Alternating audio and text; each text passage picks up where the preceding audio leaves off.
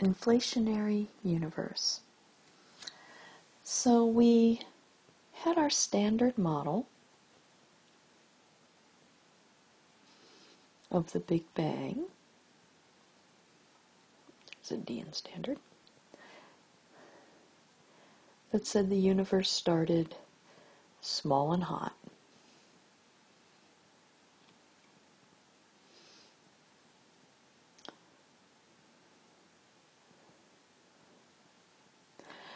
And although that works well, and many predictions come true, there are characteristics of the universe that the standard model does not address. And so now we're going to use the grand unified theory to modify it. And this modification is called an inflationary universe. So the idea behind inflation is that at a very specific time, 10 to the negative 35th seconds after the Big Bang, is when these forces started to separate. And of course, the first thing to separate off is gravity. So the idea is perhaps gravity had a repulsive component to it when it separated off. And so instead of particles being attracted to each other, during this era, they're actually being pushed apart. That pushing by the gravity is going to cause a rapid expansion, but just for a very brief amount of time. So we think it was only the just right conditions for this anti-gravity to work. And so that short period of time is called the inflation era. And so in our drawing here, we see the Big Bang, and then we see the universe get a lot bigger really fast. This is inflation. That's our inflation era. And then it continues to expand, but not nearly as fast as before. So if you picture blowing up a balloon, and you start off by your normal size balloon, blowing it up, and then instantly that balloon fills the room. And then you go back to blowing it up, and it continues to get bigger, but at the same rate it was getting bigger before. That's kind of what we're picturing here, is this universe started off kind of expanding at a normal rate, and then in the blink of an eye it got huge, and then it continued to expand at a normal rate. So here we see what that would look like on a graph. So here's our standard model, that the expansion would have been steady.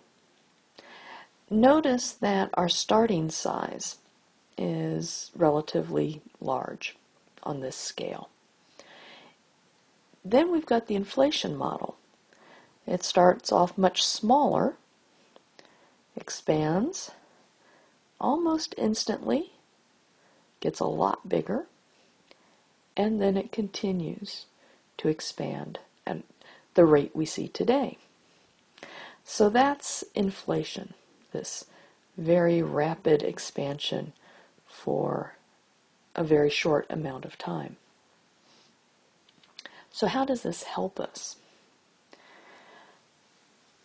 Well, after that initial expansion, we're going to continue to expand.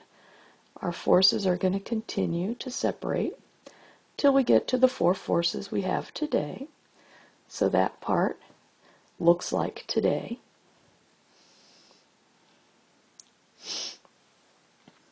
So if we have inflation, we can start smaller.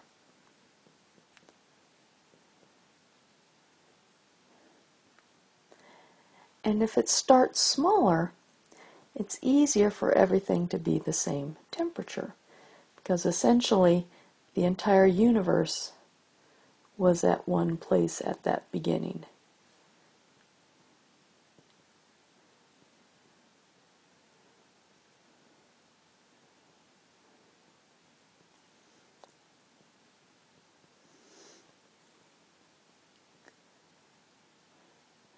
So by having this period of time where we rapidly expand, that means we had to have begun much, much smaller, and that makes it a lot easier to get everything at one temperature.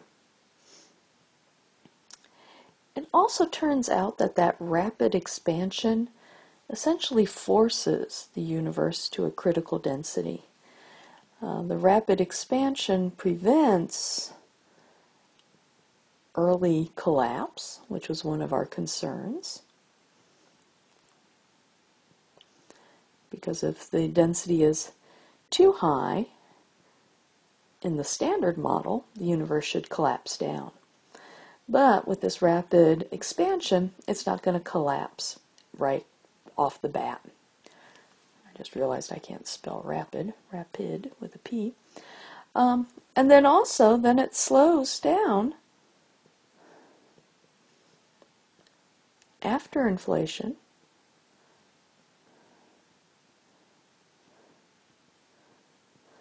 So it doesn't fly apart, which was our other concern, is that if the density was too low, then the universe would fly apart before stars or galaxies could form.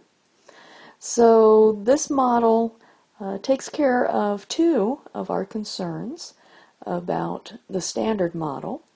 It addresses the uniformity of the temperature of the universe, and it addresses the density of the universe, the shape of the universe. So, our scientific method has pretty much come full circle. We had our hypothesis.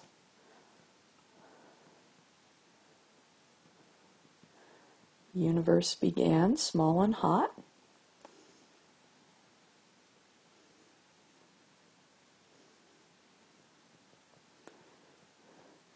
We had our predictions and observations.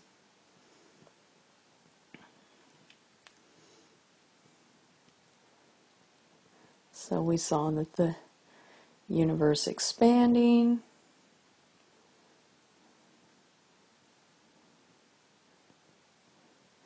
cosmic background radiation, the abundance of light elements,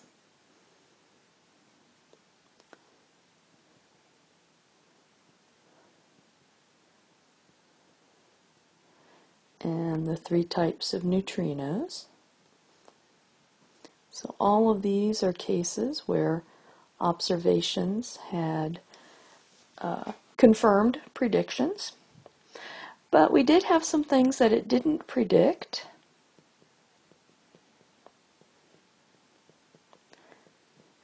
So we had problems with the fact that the standard model did not predict a density close to critical.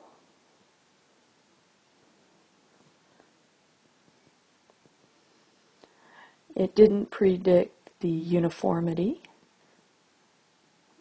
of the CBR, cosmic background radiation. It did not predict the small temperature fluctuations.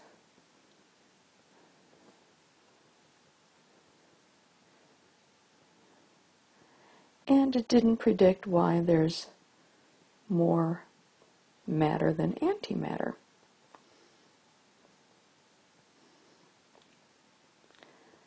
Now, as we've seen, our modification didn't address all of these, but it did address these first two.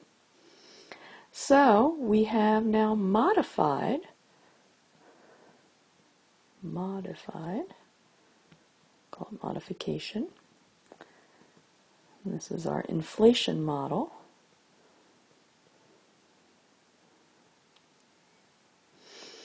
So this addresses two of our shortcomings, why the density is near critical,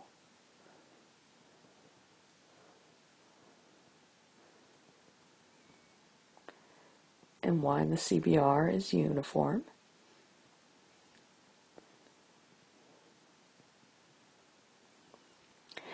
And in terms of the scientific method, the Big Bang is an accepted theory. It has been repeatedly tested and confirmed.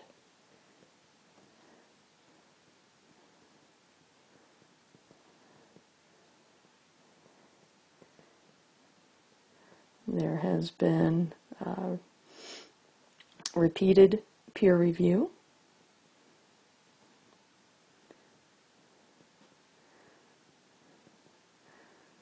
Think about Penzias and Wilson.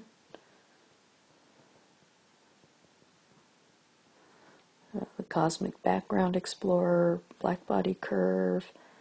All of these things have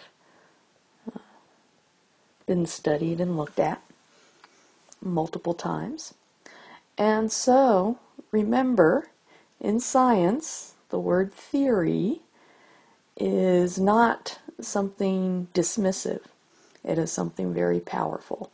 It is something that has withstood the test of time, has overwhelming evidence supporting it. And that is the case with the Big Bang theory.